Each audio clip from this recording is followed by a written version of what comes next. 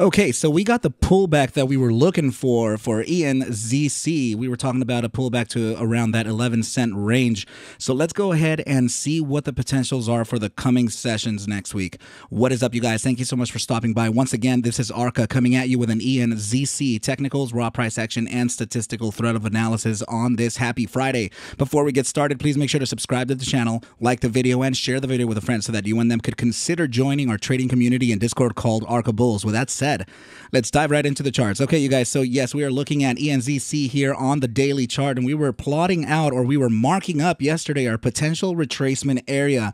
We definitely got that touch today with a retracement back to the upside from that support zone, right? So I do have to remind everybody that we were talking about the higher likelihood retracement zone being at that 1014 to 966 area. Okay, so based on this price action and also because of what happened here on the last time, right, there is a high probability that we can actually meet that. Okay, but there is one more area that we can look at for the immediate short term, right? So we can actually look at the 0.618 Fibonacci ratio located right at about 1073. We're going to make a line right over here, right? So now that we got this 1119 touch, what we were talking about 1119 to about 1160, right? We actually ended up getting right here on the L, you can see the low of the candle, right? We ended up getting 1111, so not bad, pretty close to our target already, right? So yeah, we have one more zone that we can look at because of a certain situation that's happening within the RSI on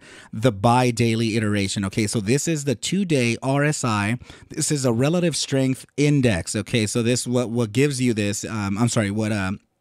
What this means is that it gives you the trending direction and momentum based on a closing period of 14 days. So it takes an average of the last 14 days on a closing basis, meaning that every single candle that is closed throughout that time, throughout the last 14 days, it has taken an average and gives you this moving average, right? And the purple line is representing the RSI signal itself, the strength signal itself. Okay, so you can see that we have a downside coming in, right? And also all of the immediate short-term time frames do have that downside too. So the reason why I'm telling you that we can look at this potential right here, right, being this this target here or the top side of this range, one of these two could actually be that support zone that we can find before a continuation onto the upside, right? So this is why I'm saying that we can face a retracement back to that SMA 14 pink line, right? And not only that, but when you're looking at an RSI, right? So this is my particular RSI. I just have, it's a standard setup. The only difference between mine and everyone else is that I just drew these this red line and this green line, right? So what that represents is actually two zones. So this is the bull weakness and this is the bull strength percentile, and this is bear weakness and this is the bear strength percentile. Okay, so now when you calculate or when you look at your RSI, look at about 2% in either direction, and those can be considered your gravitational zones, right? So gravitational zones, meaning that if we're going upward, so just like this, right, we can put it right to that 68%, right around there, right? So as we're moving up to the RSI and we start getting close to this area here, right, that would essentially pull us to the upside. But when we're coming down inversely, right, inversely, when we're coming down, this would pull us back down. But what's interesting here is that you can see that we're not in the gravitational zone with the moving average just yet. And we still have a downside pivot here on the bi-daily RSI signal, right? So this means that we can continue to the downside, right? And we could face the support from not only the SMA 14 here, but also the gravitational zone, thus pushing us back up and continuing to the upside, right? So what can give us a hint that we still have upside to go is actually the weekly time frame. Please, let's go ahead and switch over to that and notice that the weekly still has a massive upside pivot. Let's go to the bi-weekly.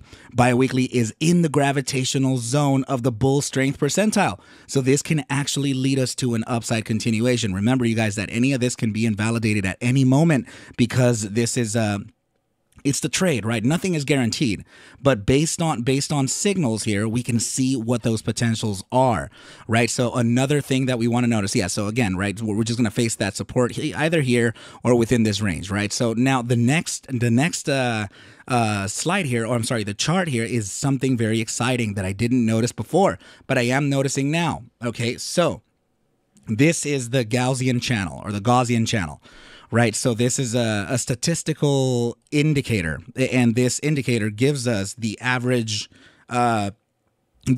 channel of where the price action can land based on the current strength and the current price action.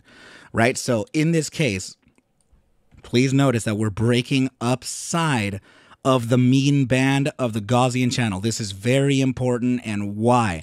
Because we have been under that mean band since February 2022. This is the first time in over a year that we're actually breaking upside of this mean band and suggesting an upside continuation. So oftentimes we can actually use the top side of the band as a resistance level. Please notice that the resistance is located at 1724. Very, very strong price action here. Now, if we go back one time frame, let's go to the weekly and take a look at this. So now we're actually breaking outside of the band from the weekly time frame. You guys, this is very potent. Okay, so now the 10-cent area that I was talking about right down here, right? So, yeah, right about here, 1073-ish, right? Please take a look at this. Now that we're breaking outside of the band here on the weekly time frame, sometimes it's necessary for us to come back and validate some areas of support. The top side of this wick right here from our previous weekly candle is located where? 1017. It's very, very much confluent to what we're looking for, right, you guys? So this is very exciting. Okay, so now when you speak of, let's see if we have any historical data, right? Okay, yeah, so anytime that it looks like, wow, yeah, it has done it a few times. Nice. Let me just go back and see how many times it actually has done it. Okay, so, all right, so yeah, we have a support touch here from the beginning of the trading here, 2009, right, July. Looks like we got a bounce here from the mean band and then made a very impulsive move to the upside, right? And then, of course, it came back down, it still validated the support. The support, we got that upside one more time, and then the price failed, right? So you can see here that it's been traveling below the mean band for a long time on the weekly time period. And then when we finally started touching and testing that resistance, we finally broke upside of it, and look at the massive upside thrust that it got from that break, and look what's happening again. Okay, so this is very interesting. Okay, this is very good news for the ENZC asset, because there is likely some type of fundamental catalyst that's going to lead this thing to an upside, and it shows in the chart, right, you guys? So this is very, very, very exciting news for ENZC. Okay, you guys. So yeah, as of now, my targets are about 17 cents, 17.24 over the span of the next few days. If it isn't that, you know, the sentiment doesn't just take it there immediately because of either FOMO or incredibly good news. But yeah, you guys, we're getting that first green candle print in over a year, you guys. This is very, very exciting for the asset.